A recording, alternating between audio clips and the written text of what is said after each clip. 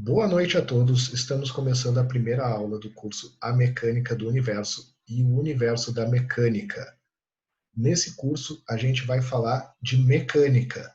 Tá? A gente vai falar de alguns conceitos básicos da física que a gente conhece como mecânica, cinemática, dinâmica, que a gente vai falar aqui. Só que a gente vai falar ela dentro do contexto do universo. A gente vai falar um pouco sobre como as estrelas se movem, o universo, as forças que atuam no universo, e aí a gente vai entender um pouquinho de mecânica a partir dessa ideia de trabalhar com o universo. Qualquer pergunta que vocês tenham, podem ou colocar no chat, ou pode ter a ferramenta ali para levantar a mão, vocês podem levantar a mão, ou podem simplesmente abrir o microfone e falar, fazer a sua pergunta a qualquer momento. A ideia é que a gente possa interagir o máximo possível ao longo dessa atividade. Então, eu vou compartilhar a minha tela com vocês.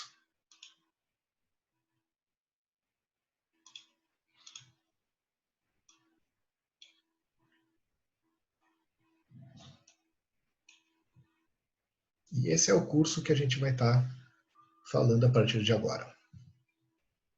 Hoje, a gente vai falar sobre das constelações aos sistemas de coordenadas. O que a gente tem por aqui? Se a gente olhar esse céu estrelado, lindo, maravilhoso, a gente vai primeiro se apaixonar por esse céu. Segundo, a gente não vai conseguir identificar nada. Eu vou contar para vocês que uma vez eu estava no Itaimbezinho e daí completamente sem luz, não tinha uma luz na minha volta. O céu era praticamente isso daí. Eu não conseguia reconhecer nenhuma constelação. Era tanta estrela que a gente não está acostumado com esse céu assim estrelado dentro de uma cidade, que não dava para reconhecer as constelações. Esse era o céu que os antepassados tinham. Antigamente, nossos antepassados tinham um céu cravejado de estrelas, não tinha luz elétrica, as luzes por lamparina ou alguma outra forma eram muito pouco intensas para poder eliminar as estrelas do céu. Então esse era o céu que eles tinham. A gente está acostumado a falar do céu estrelado como uma forma de marcar o tempo. Então, né, nossos antepassados eles conseguiam olhar para o céu, reconhecer constelações e usar essas constelações para marcar o tempo. Só que agora a gente vai falar de como a gente pode usar essas constelações no sentido de sistema de coordenadas. Então, aos poucos, nossos antepassados foram reconhecendo padrões no céu e ali eles desenharam as constelações. Dependendo de cada cultura, eles imaginaram as constelações de distintas formas. Essa daqui é uma constelação, na visão tupi-guarani, de um homem velho. A gente tem aqui algumas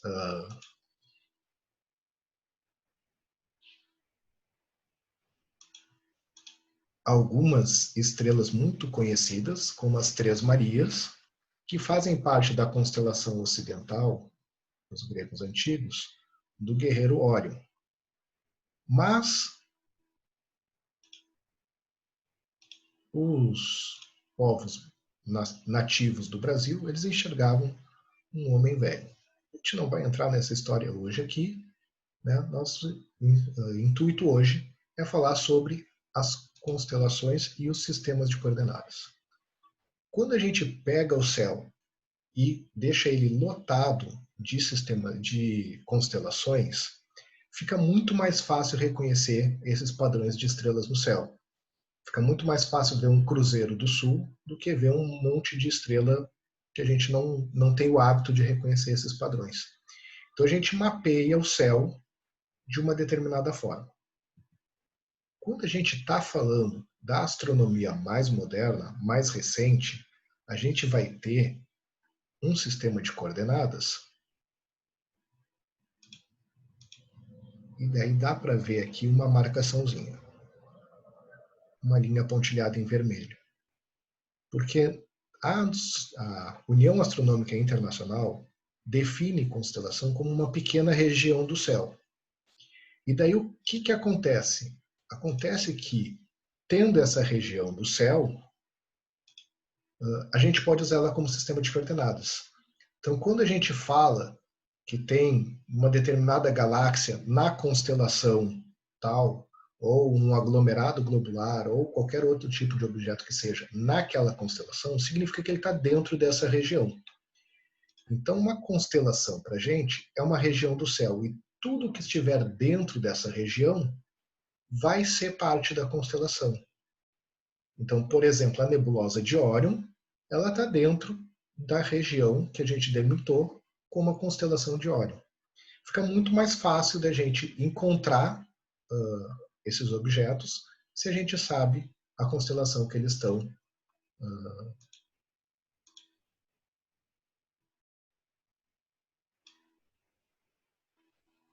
Etiele não está ouvindo meu áudio. O restante está ouvindo o áudio tranquilo?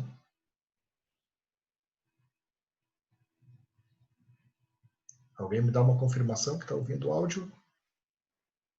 Sim. Etiele, pode ser que na entrada ele tenha pedido se vai escutar com o áudio do telefone ou o áudio, o outro sistema de áudio.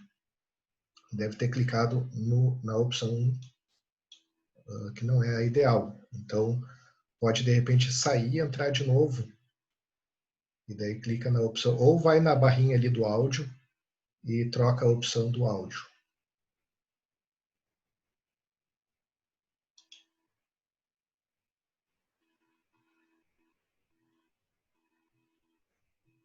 Tenta trocar ali a opção de áudio. Agora vamos vir para uma opção um pouco mais terrena. Tá? Alguns aqui eu sei que ou moram em Bagé, ou são de Bagé, outros não são daqui. Mas eu peguei um mapa de Bagé, podia ter pego um mapa de qualquer outro lugar. E eu quero dar informação para sair de um determinado lugar e ir para outro lugar. Quero fazer uma trajetória aqui. Então, se eu quiser dizer para alguém sair lá de cima da Plancópias para ir até o supermercado, eu posso dizer para ele, desce por essa rua e dobra naquela determinada rua. Beleza, né? Posso fazer esse tipo de informação. Qualquer pergunta, pessoal, vocês podem parar e me perguntar a qualquer momento. Então, por exemplo, se eu quero uma pessoa saindo do Hotel Cassino, eu posso dizer para ele percorrer 1, 2, 3, 4, 5, 6 quadras em uma determinada direção, depois descer pela avenida 1, 2, 3, 4, 5, 6 quadras, dobrar à direita e percorrer mais 3 quadras e ele vai chegar naquele endereço que ele tinha me demandado. Tá? É uma forma de dar essa informação. Assim como se quisesse ir para outro lugar, anda 2 quadras para a direita, depois dobra à esquerda. Essa é a forma que a gente dá as coordenadas.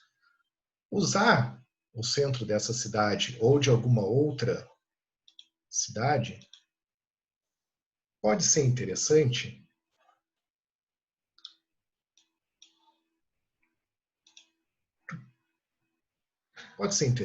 porque a gente tem normalmente o centro de algumas cidades bem quadradinho, né? Dá para andar em linha reta. Vamos pegar uma outra possibilidade aqui. Eu estou saindo de Bagé e vou ir para Porto Alegre. Quando alguém pergunta como faz isso, a gente diz, pega a BR-290 e depois entra na 158. Pronto, essa é a informação. Mas vamos supor que a gente não tivesse isso e eu só tivesse que usar sistema de coordenadas para dar informação para vocês. Apesar do mapa poder me dar essa informação detalhada de onde dobrar, onde ir, não é isso que a gente quer. Vamos colocar um sistema de coordenadas aqui. Um sistema de coordenadas com um ângulo de 90 graus entre eles. A gente vai ter a direção X e a direção Y. A partir daqui, Vamos simplificar um pouquinho essas estradas que são bem sinuosas e dizer que ele pode seguir uma linha reta aqui até Caçapava do Sul e depois uma linha reta até Porto Alegre. Para descrever esse movimento, né, para chegar em Porto Alegre, se ele seguir essas duas linhas retas, ele chega lá. Ele também poderia seguir por essa linha pontilhada ao longo da direção X, depois seguir por essa linha pontilhada ao longo da direção Y. Isso ia equivaler a essa primeira reta,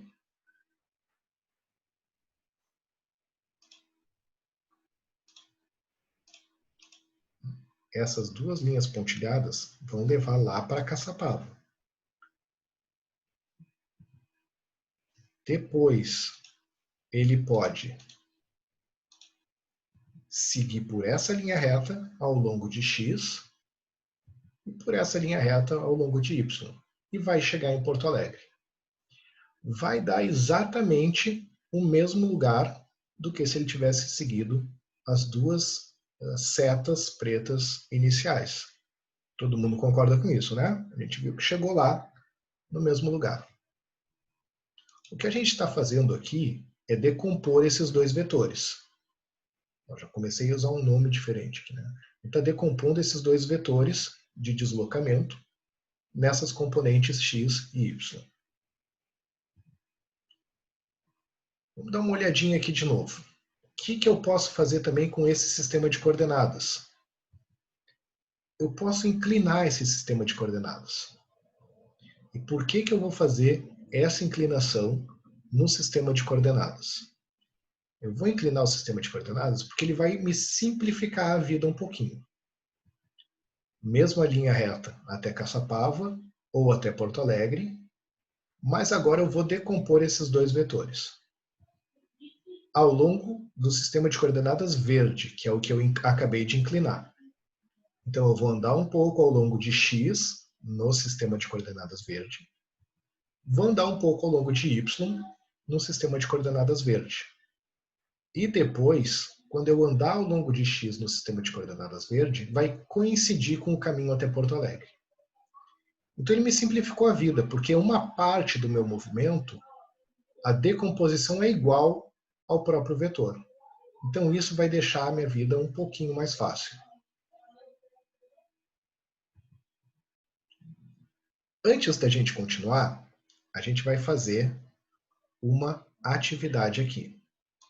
Eu vou dividir vocês, a gente tem 26 participantes no momento, eu vou dividir vocês em 4 salas.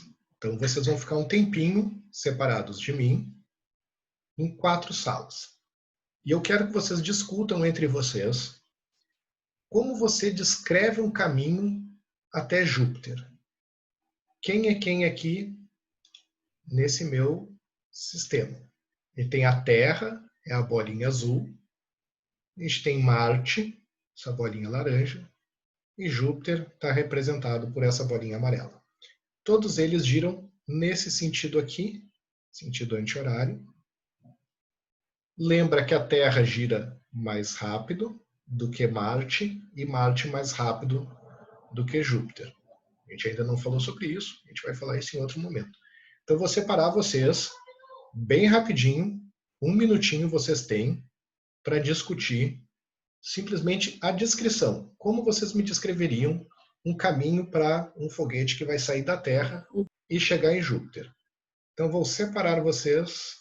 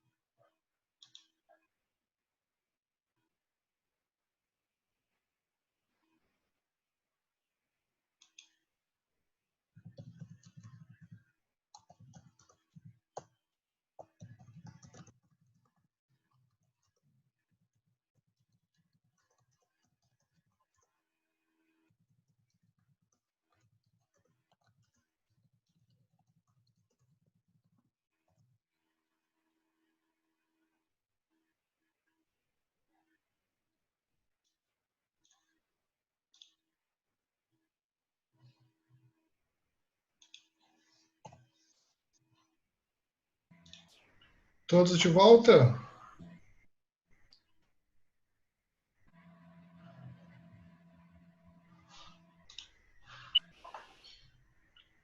Agora, por favor, alguém de cada grupo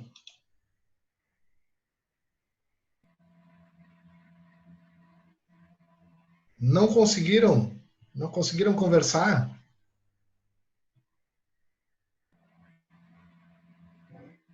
É, demorou um pouco para entrar e quando começamos a falar, daí então três desapareceram do nada e Hum. depois acabou o tempo. Então não deu para ver Ah, nada.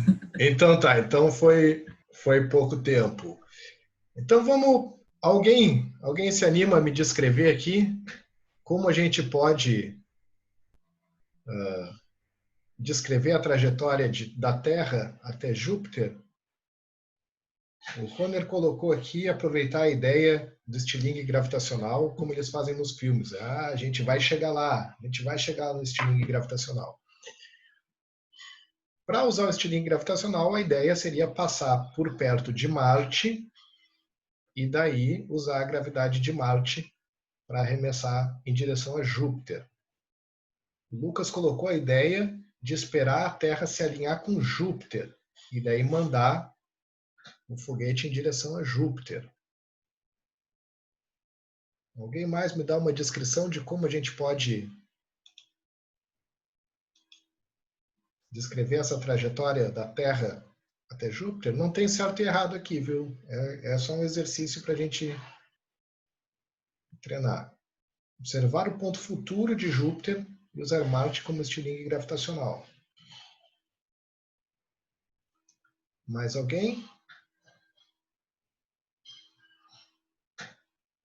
Então tá, então, né, na ideia que a gente está chegando aqui no final, então, a gente teria que imaginar onde, imaginar não, é calcular, né? Aonde Júpiter vai estar num momento futuro. A órbita ideal não é o alinhamento completo aqui, viu? Mas teria que esperar o momento ideal de jogar o foguete em direção a Marte e usar a força da gravidade de Marte para arremessar o foguete para lá. Então, a ideia do, do nosso exercício era basicamente essa, era descrever que eu vou ter que ir até Marte e vou ter que ir até Júpiter.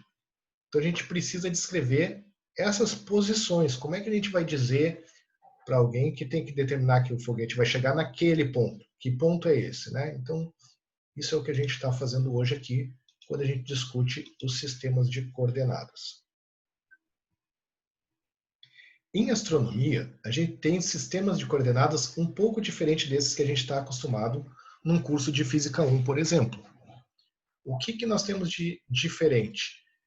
Quando a gente vai fazer uma observação do céu com um telescópio, para a gente tanto faz se o objeto está mais próximo ou não, para determinar para onde a gente aponta o telescópio.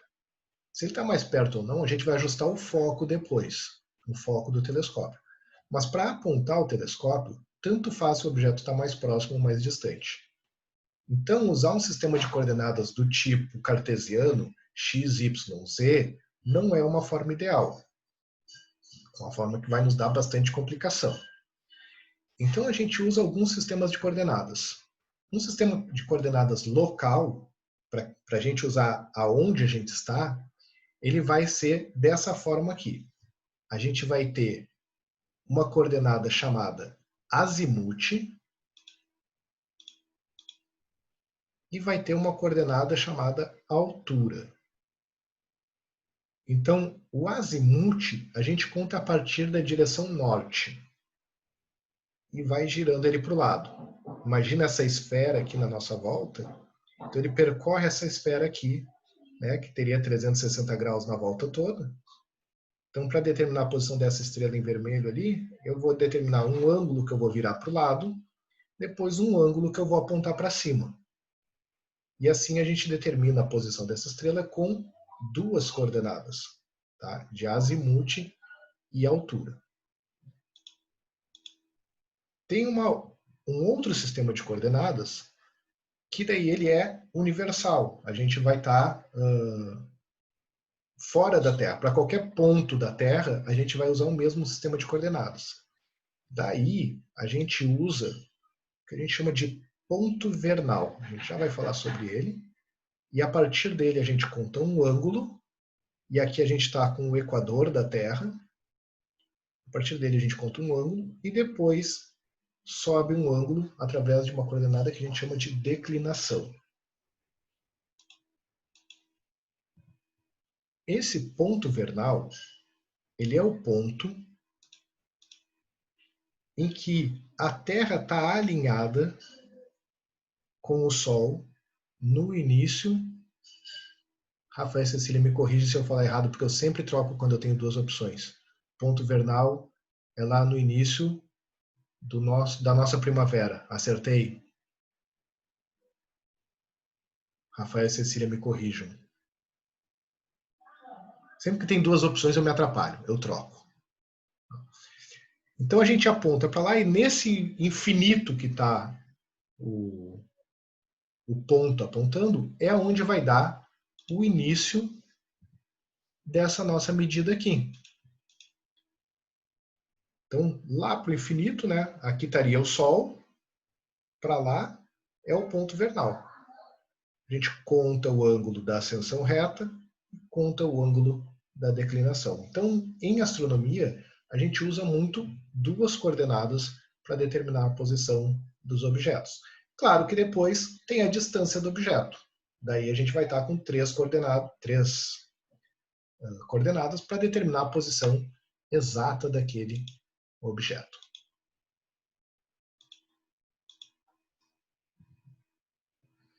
Aí vão algumas questões para a gente debater. Então, primeira questão que eu lanço para vocês. Vai aparecer aí. Podem responder.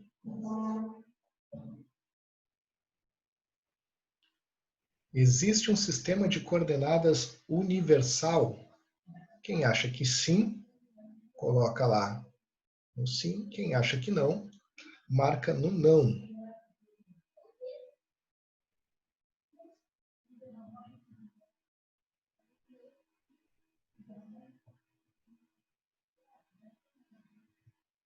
Ainda falta gente para votar. Vamos lá.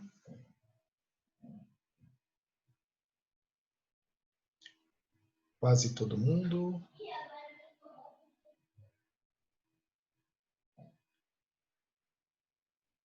Faltando 10 segundos.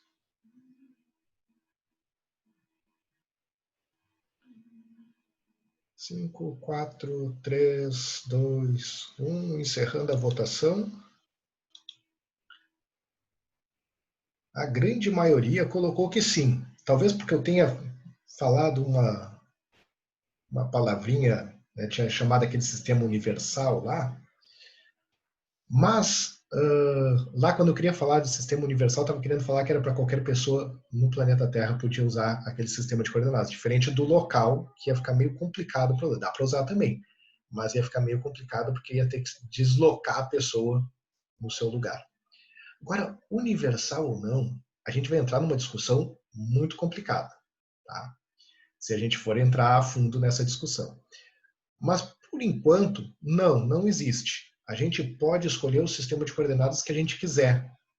Se eu quiser usar aquele, quando a gente estava falando do mapa da cidade, se eu quiser usar o sistema de coordenadas vermelho ou o sistema de coordenadas verde, sou eu que escolho. Eu faço a escolha do sistema de coordenadas. É sempre uma escolha minha que eu vou usar de forma que fique mais fácil de eu resolver um problema ou mais fácil de eu me comunicar com outra pessoa.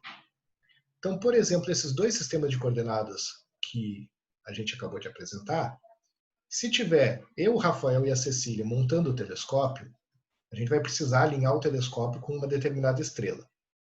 Como eu vou falar com o Rafael e a Cecília, eu vou usar um sistema de coordenadas local. Por que eu vou usar um sistema complicado como o outro se eu vou falar com alguém que está do meu lado? Agora, o telescópio que a gente usa, ele tem as coordenadas dos objetos. Ele pode pegar o sistema de coordenadas local e juntar com o GPS dele para saber onde ele está, ou ele pode usar um sistema de coordenadas que vai ser o outro sistema que usa o ponto vernal e o equador da Terra. São duas possibilidades para a gente trabalhar. E aí está a segunda pergunta para vocês. Existe um sistema de coordenadas melhor que o outro? Acho que eu já dei a resposta.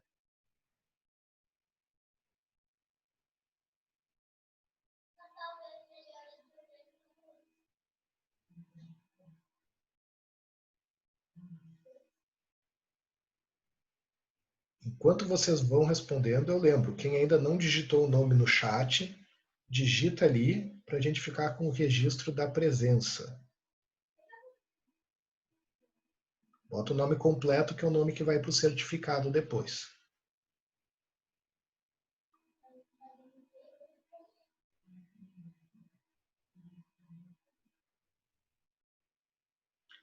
Pergunta se tem um sistema internacional que regula esse sistema de coordenadas. Sim, a gente tem. Na verdade, tem mais sistemas para determinar a posição dos objetos. Mas, sim, em geral, as determinações oficiais em astronomia vêm da União Astronômica Internacional. Vou fechar a votação. Dou-lhe uma, dou-lhe duas, dou-lhe três. A maioria acha que não existe um sistema de coordenadas melhor do que o outro.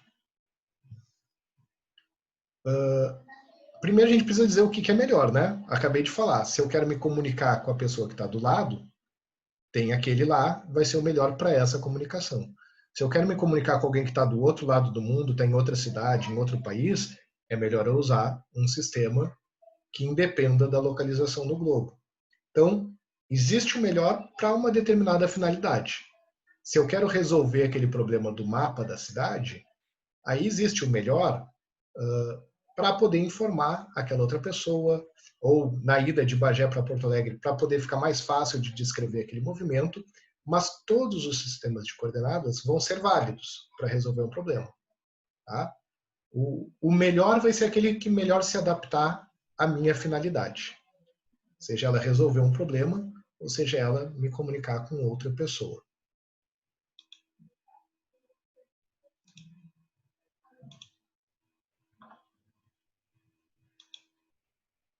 Última pergunta, então, por enquanto, porque depois vem mais. Quem escolhe o sistema de coordenadas?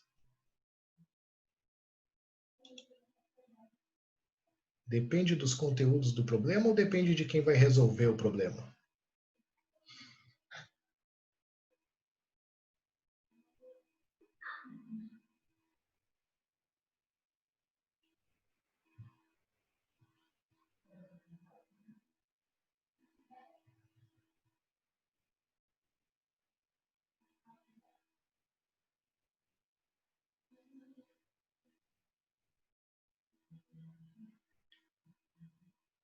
Quase todo mundo respondeu.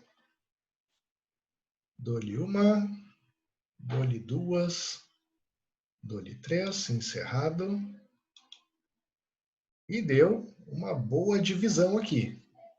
A gente tem praticamente a metade dizendo que depende do conteúdo do problema e praticamente a metade dizendo que depende de quem vai resolver. As duas estão certas. Tá? Quem escolhe é quem vai resolver o problema. Agora, dependendo do problema, um sistema de coordenadas vai ser mais fácil de resolver o problema do que o outro. Se eu der uma bola para vocês, com a marcação do equador dessa bola, e do polo norte e do polo sul, e eu quiser dizer para vocês, ache um ponto, aqui está a 30 graus ao norte, 15 graus a oeste, vai ser bem mais fácil do que se eu disser para vocês um ponto que está em x 12 centímetros, y 15 centímetros, z 3 centímetros. Talvez seja um pouco mais difícil de achar esse ponto assim. Então, depende do problema, mas depende também de quem vai resolver.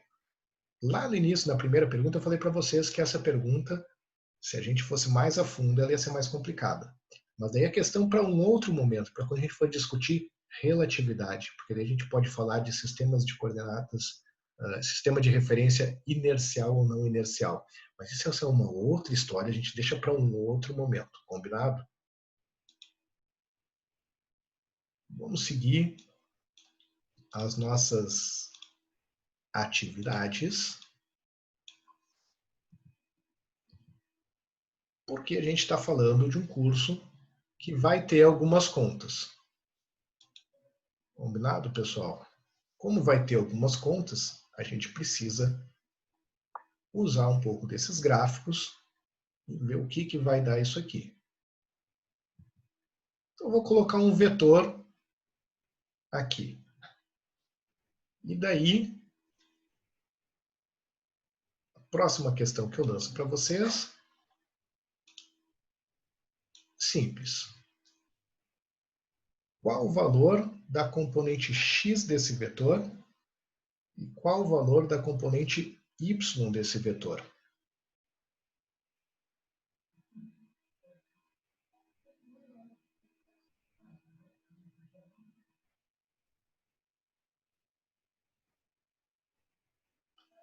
Lembrem-se de quando a gente estava usando o mapa da cidade ou o mapa do estado para descrever uma trajetória.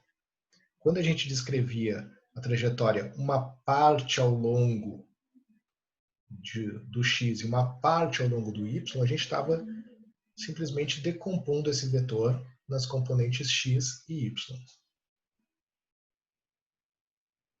O pessoal não está querendo votar, está com medo de errar. Não tem medo de errar. A gente precisa justamente dessa resposta de vocês para que a gente possa melhor organizar o curso na sequência. Combinado, pessoal? Se todo mundo acerta, a gente sabe que a gente pode acelerar um pouco a velocidade do curso. Se todo mundo erra, a gente sabe que tem que aprofundar um pouco mais algumas questões. O importante é vocês participarem, votarem aqui, para a gente poder dar a melhor sequência possível para o curso. Nós estou sentindo que o pessoal está tímido para votar agora. Estava mais à vontade para votar antes. Então, vou encerrar em 5 segundos. 4, 3, 2, 1. Encerrando.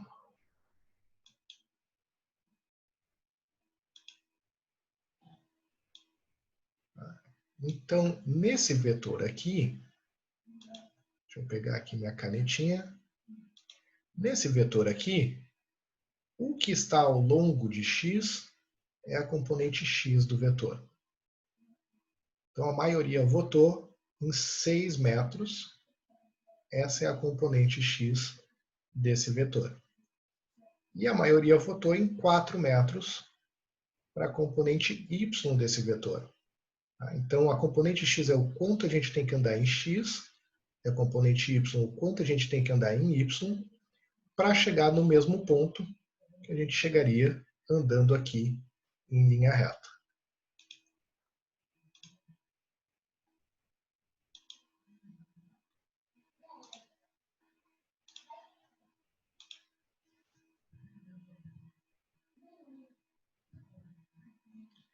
Para saber o tamanho desses vetores, a gente tem que fazer algumas contas. A gente pode escrever com a componente x e a componente y um triângulo retângulo. E a gente já sabe como funciona o triângulo retângulo. O tamanho desse vetor vermelho ao quadrado é a componente x ao quadrado mais a componente y ao quadrado. Então a gente tira a raiz dos dois lados da equação.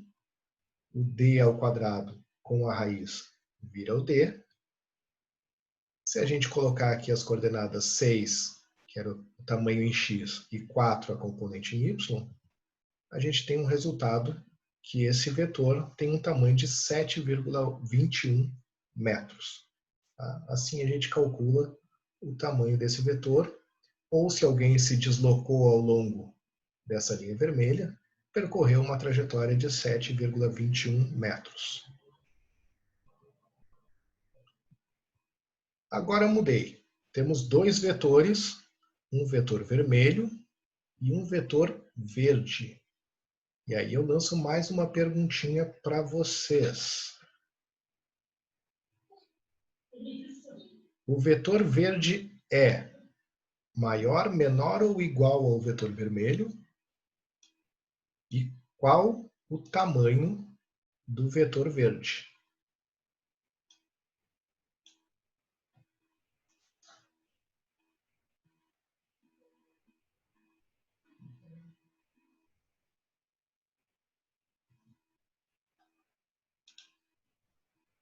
Tem uma continha, mas é uma continha simples. Vamos lá.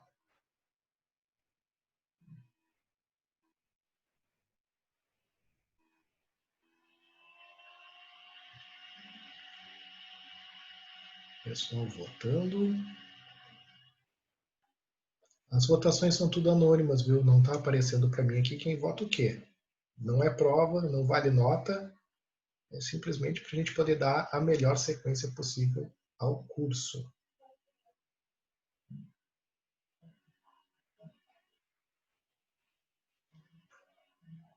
Quase todo mundo votou. 5 segundos.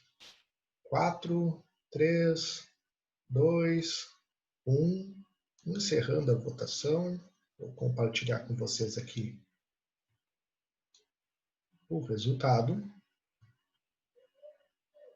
Deixa eu pegar a minha canetinha.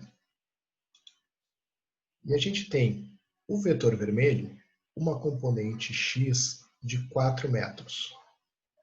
E uma componente y de 3 metros. Isso faz com que... Deixa eu ver se eu consigo me assenhar aqui. Ai, ai, ai. D.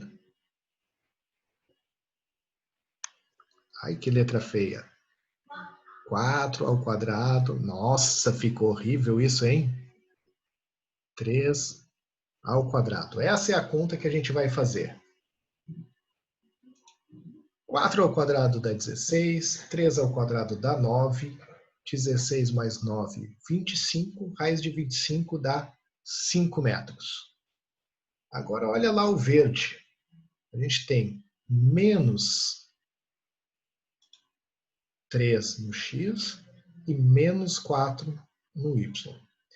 Acontece que quando a gente faz menos 4 ao quadrado ou menos 3 ao quadrado, eles ficam positivos. Menos 4 ao quadrado vai dar 16 e menos 3 ao quadrado vai dar 9. Então a gente vai ter as mesmas componentes. Logo, quem na pergunta 1 disse que o vetor verde é igual... Ah, mas eu botei igual, não botei o tamanho. Eu errei a pergunta. Olha só, eu errei a pergunta agora que eu fui ver isso. Era se o tamanho era igual. E eu não botei tamanho, né? Então, iguais eles não são, é óbvio. Um aponta para um lado, outro aponta para o outro. O tamanho deles, que é o que eu queria escrever, e talvez quem respondeu igual tenha entendido que eu queria escrever isso, né? O tamanho deles é igual. Eles apontam para lugar diferente. Então, perdão a todos, eu escrevi errado a pergunta. Mas, vamos para a pergunta 2. Qual o tamanho do vetor verde? A resposta, 5 metros. Tá? Opa, deixa eu apagar meus escritos aqui.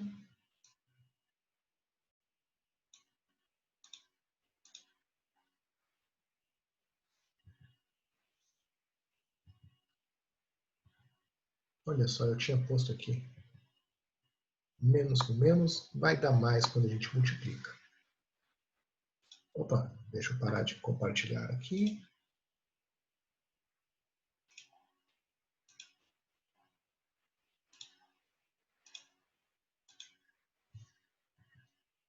E essa era a ideia que a gente tinha para conversar hoje aqui. Tá? A ideia, antes de continuar, vou pedir para quem ainda não colocou seu nome ali no chat, escreve o nome completo, que é o nome que vai aparecer no certificado depois. Tá? Então, por favor, coloquem os nomes de vocês ali no chat, para a gente depois ter a emissão de certificado com o nome que vocês colocarem ali. Agora, eu vou parar de compartilhar minha tela aqui, e eu gostaria das perguntas e dúvidas de vocês para a gente organizar o melhor possível os nossos próximos encontros. Também agradeço vocês abrirem as câmeras de vocês, para eu poder saber com quem que eu estou falando. Algumas pessoas aqui eu reconheço os nomes, mas nem todo mundo.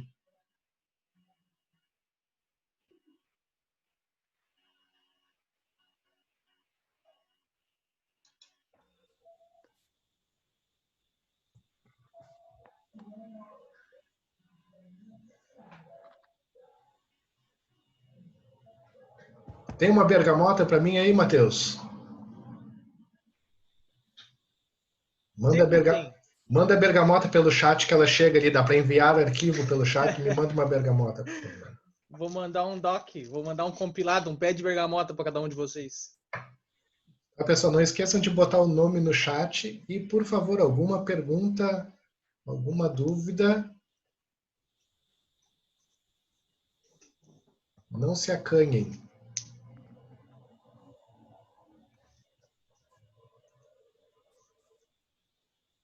A minha não abre. A minha não abre a câmera ou não abre a bergamota, Berenice? Acho que é a câmera, né? Deixa eu ver se eu consigo abrir aqui. E aí, coleguinha? Valeu.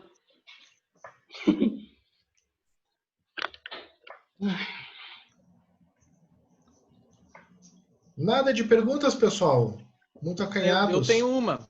Pergunte. Mas eu queria saber, eu sei que a gente vai progredir ao longo do curso, mas a gente vai entrar em alguma coisa tipo muito mais complexa, que seja necessário realmente usar tipo mecânica newtoniana para resolver, ou a gente vai ficar de boa?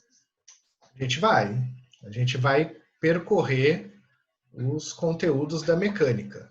Então deixa eu ver se eu acho aqui que eu não abri. Eu mandei hoje para o Rafael aqui nosso cronograma com os títulos das atividades. Deixa eu ver se eu acho aqui. Eu já conto para vocês um pouquinho o que a gente vai ver nos próximos dias. Só deixa eu achar aqui onde é que eu botei. Eu não estou com ele aqui.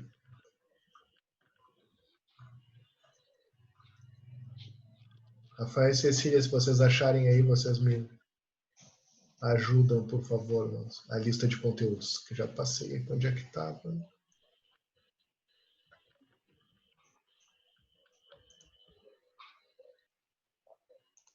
E aí, pessoal? Peraí que eu vou ler. Cecília. Hoje era das constelações aos sistemas de coordenadas. Dia 11, transformações de unidades no universo. Dia 16, velocidades incríveis. Dia 19, a força e a energia. Peraí, Cecília, vamos por partes, tá? Então, é que eu colhe no mural. Não, só vai repetindo um por um aí que eu vou comentando um pouquinho o que vai ser cada um deles. Tá. Próximo dia é transformações de unidades no universo. Isso. Então, o que acontece? A gente tem um universo muito vasto e a gente tem que saber lidar com esse tamanho desse universo. Então, a gente precisa saber o que são as escalas de tamanho no universo e como que a gente transforma de uma unidade para outra. Depois vem velocidades incríveis, é isso? Isso. Aí a gente vai ver o que a gente tem se movimentando pelo universo. As estrelas se movem, os planetas se movem, tudo isso não tem nada parado no universo. Quais são as velocidades que estão envolvidas nisso?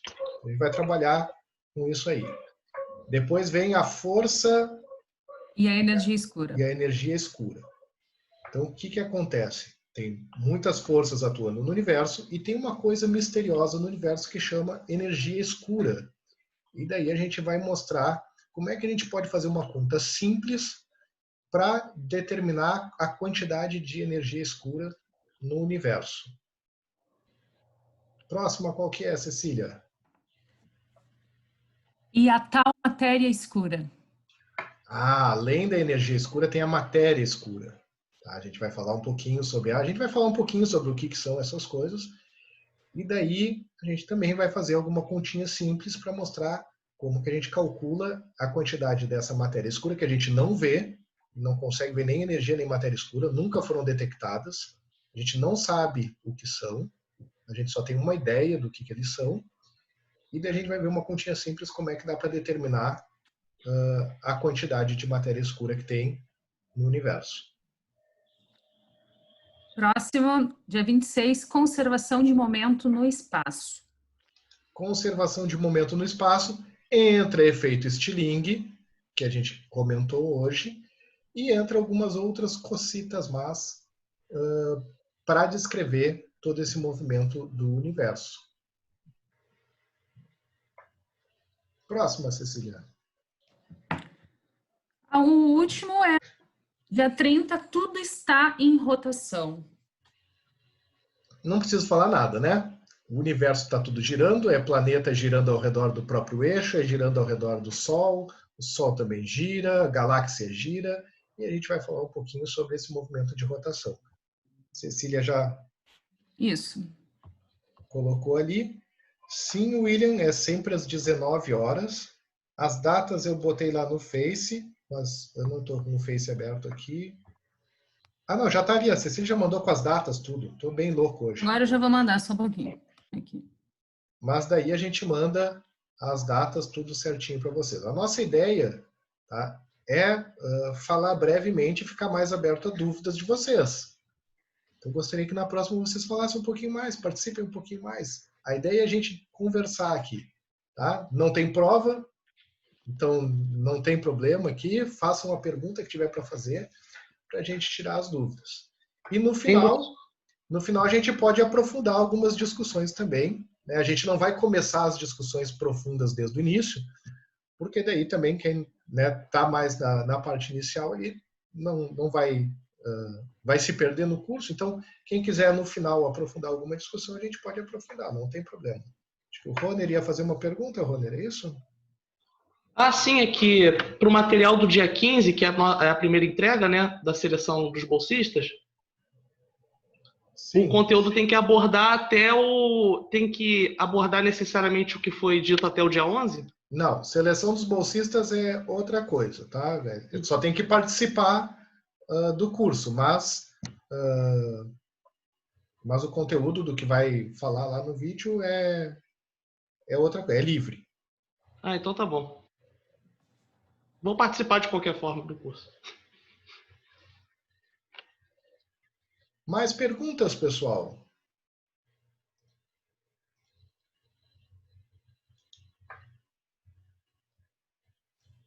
Nada? Então, por hoje ficamos por aqui. Tenham todos uma boa noite. E aguardamos vocês no próximo encontro. Deixa eu colar aqui, que a Cecília postou. No dia 11, que eu marquei antes de ver se era feriado, mas como ninguém pode viajar, ninguém pode sair por aí, tá todo mundo trancado em casa, então a gente vai fazer igual no dia 11. Combinado, pessoal? Uma boa noite a todos e até a próxima.